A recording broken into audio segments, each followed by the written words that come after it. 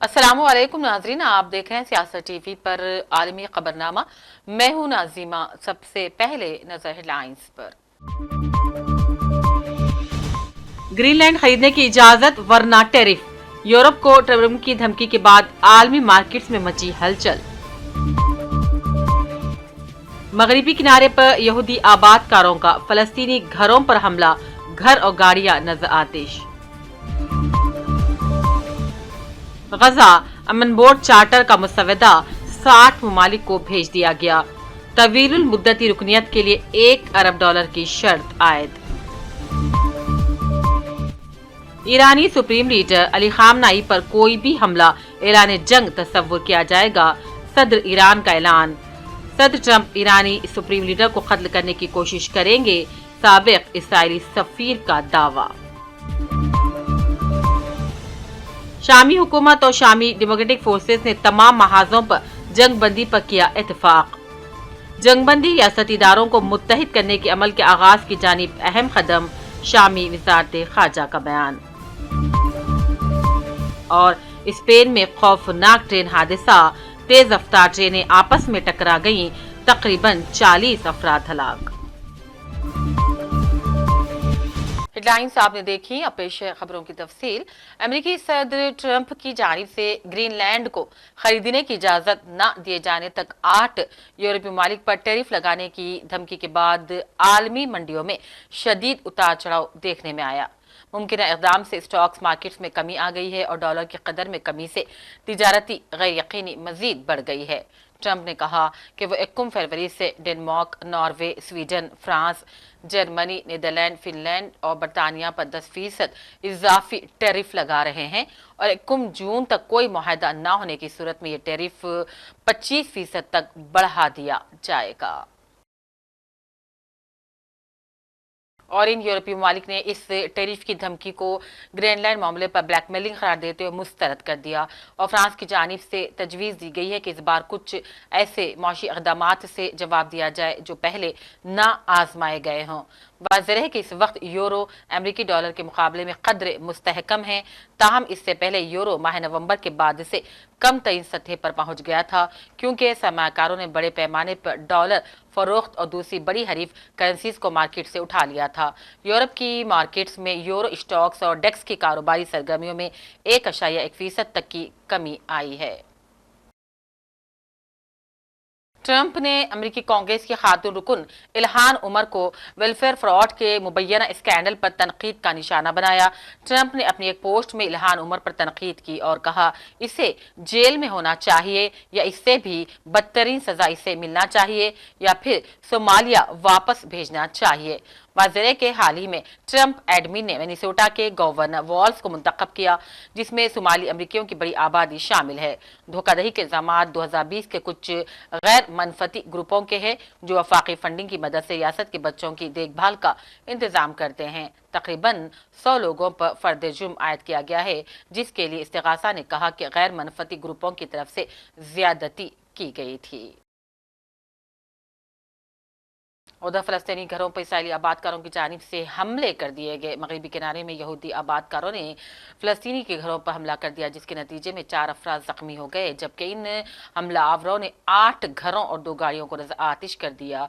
यहूदी आबादकारों के हमले की वीडियोज भी सामने आई है, जिन्हें इसराइली मीडिया ने नशर किया। इसराइली फौज ने यहूदी कौम परस्त हमलों को तस्लीम भी कर लिया है। अमेरिकी सदर ट्रंप के गजा अमन बोर्ड चार्टर का मुसवदा 60 ममालिक को रवाना कर दिया गया है और इस चार्टर के तहत तवीलुल मुद्दत की रुकनियत के लिए $1 अरब देने की शर्त रखी गई है।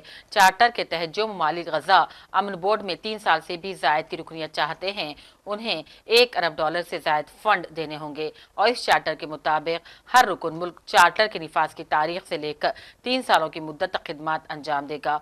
वाज़ेह है कि ट्रंप के मंसूबे के तहत गजा बोर्ड के नामों का ऐलान कर दिया गया था और गुज़िश्ता साल के ऐलान करदा मंसूबे के तहत बोर्ड के सरबराह ताहाल डोनाल्ड ट्रंप हैं। برطانیہ کے سابق وزیر اعظم ٹونی بلیئر بھی غزہ بورڈ کے ایک رکن ہیں، لیکن انہوں نے خود کو اس مطالبے سے الگ کر دیا کہ عالمی ممالک سے کونسل آف پیس کی مستقل رکنیت کے بدلے $1 ارب ادا کرنے کا تقاضا کیا جائے۔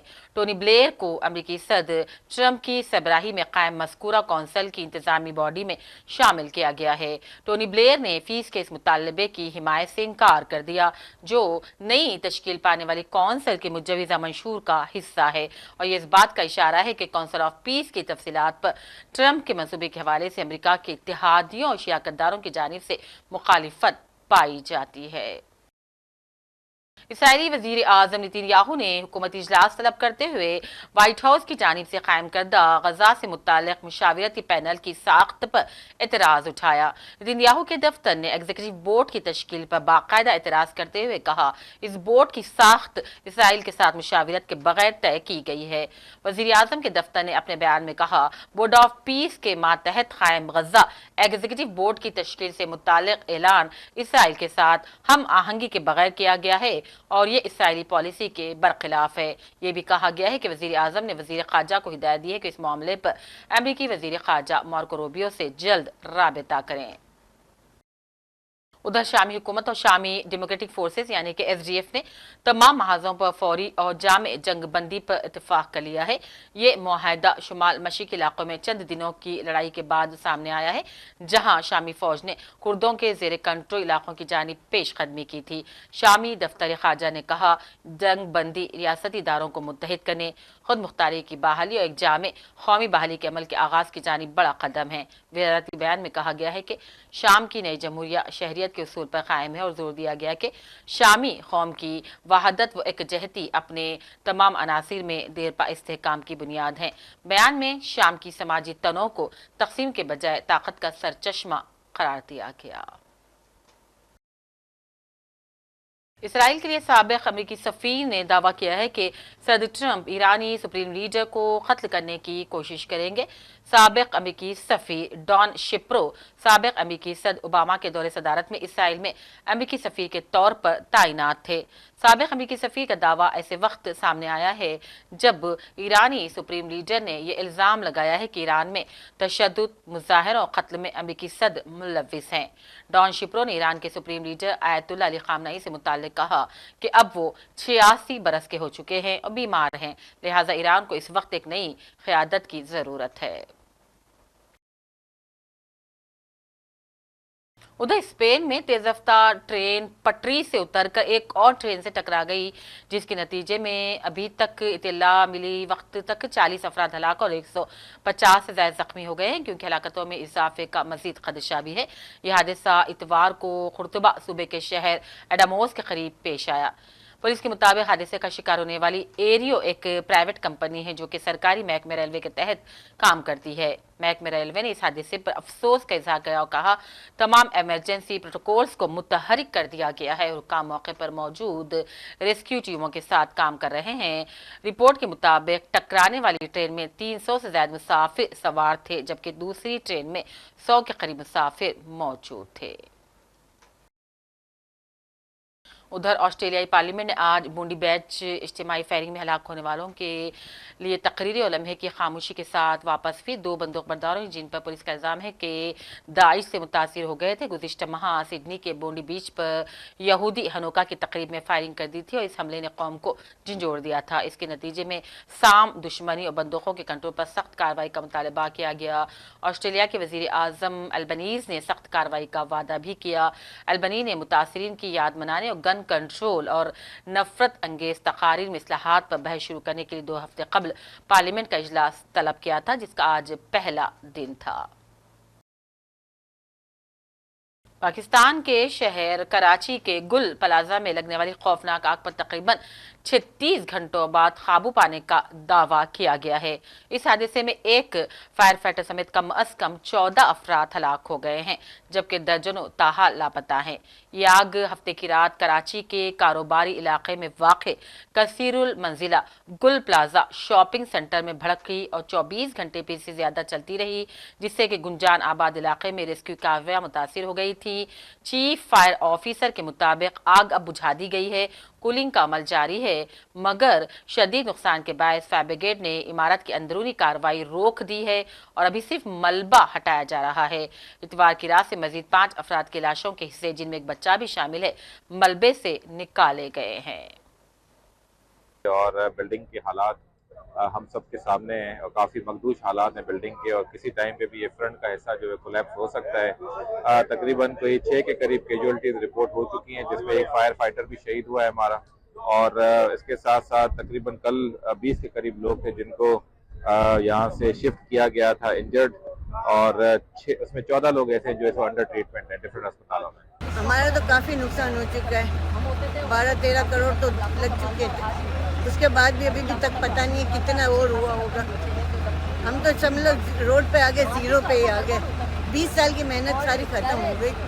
تقریباً 1.5 سے 2 کروڑ کا میرا سارا سامان تھا، 2 دکانیں تھی میری، دونوں تقریباً ساری جل گئی ہیں، میرے خیال سے کچھ بھی نہیں بچا ہوگا، اندر جانے کا راستہ بھی نہیں ہے، تو اللہ توکل ہے۔ اب یہ دیکھتے ہیں جی کیا صورتحال ہوگی، ہمیں کون اس کا ازالہ کرے گا۔